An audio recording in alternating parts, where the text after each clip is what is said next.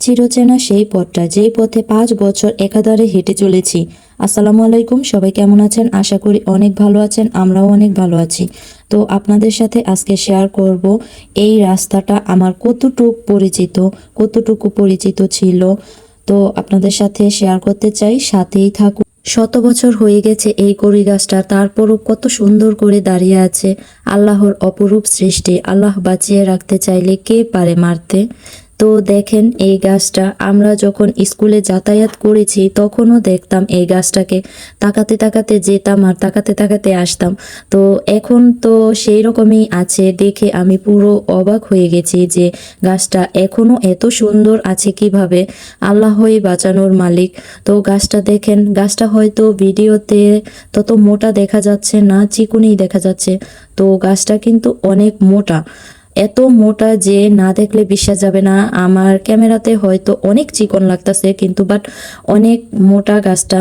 তো আপনাদের সাথে আমি একটু কাছ থেকেই দেখাই, তারপরও হয়তো একটু চিকনি লাগতেছে, তেমন একটা মোটা লাগতেছে না। তো আমি গাছটা দেখে পুরো অবাক।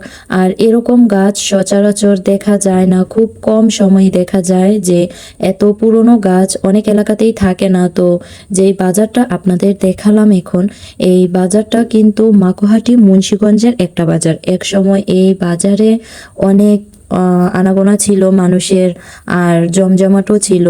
এত জমজমাট ছিল যে যেদিন সপ্তাহে 2 দিন হাট হতো, যেদিন হাট হতো হাটবার, তো সেই দিন আরো দূর দূরান্ত থেকে হাটবারের সেই গম গম আওয়াজ শোনা যেত। তো আমাদের সম্মানীয় একজন শিক্ষক ছিলেন, তার বাড়ি 4-5 গ্রাম দূরে ছিল, তাও তারা এত দূর থেকেই সেই বাজারের গম গম আওয়াজ শুনত। এই বাজারের গল্পটা যখন স্যারের মুখ থেকে শুনতাম তখন অবাক হয়ে যেতাম আর বলতাম যে এত দূর থেকেও আওয়াজ শোনা যেত। এখন তো কোনো জায়গায় এত দূর থেকে কোনো হাটের আওয়াজ শোনা যায় না, যতই লোকজন হোক। তখন আপনারা ভাবেন যে কত লোক হলে এত দূর থেকে 5 গ্রাম পরেও তারা এরকম আওয়াজটা শুনতো। বাজারের অনেক কথা বলে ফেললাম, তো আরেকদিন এই গাছটা আপনাদের সাথে আবার তুলে ধরবো নতুন ভিডিও করে নতুনভাবে। তো আজকে আর বললাম না, সেদিনই বাকিটুকু বলবো। বাড়িতে চলে আসলাম বৃষ্টিতে ভিজতে ভিজতে, তো এসেই আবার রান্না করতে হলো। রান্না বসিয়ে দিয়ে তারপরে আমি কিছু কাজ করে নিলাম, যেহেতু মাটির চুলায় বসিয়েছি রান্না, তো ওঠাও যায় না বারে বারে। তো এদিকে আমি ইলিশ মাছ নিয়েছি রান্না করতে, তাড়াহুড়া কিচ্ছু করার নাই, খুব শর্টকাটে যতটুকু রান্না করতে পারি। মেয়ে বলতে কথা, যেখানেই যাই না কেন কাজের জন্য বা কোনো দরকারে, বাড়িতে এসে রান্না তো করতেই হবে। আর আমি এক চুলোয় ভাত বসিয়ে দিলাম, এক চুলোয় তরকারি নামিয়ে তারপরে কিছু আলু কুচিয়ে নিয়েছিলাম আলু ভাজি করতে।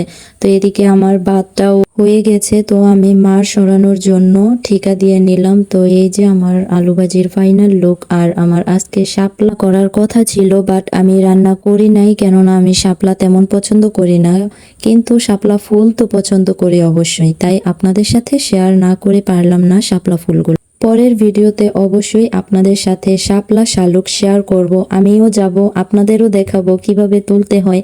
আর আমি এই বিষয়ে নতুন একেবারে, কেননা আমি আগে কখনো শাপলা শালুক তুলি নাই, বাট আপনাদের দেখানোর উদ্দেশ্যে অবশ্যই আমি শাপলা শালুক তুলবো আর আপনাদের সাথে শেয়ার করব। অবশ্যই পাশে থাকবেন, সবাই ভালো থাকবেন, সাপোর্ট করবেন। আল্লাহ হাফেজ।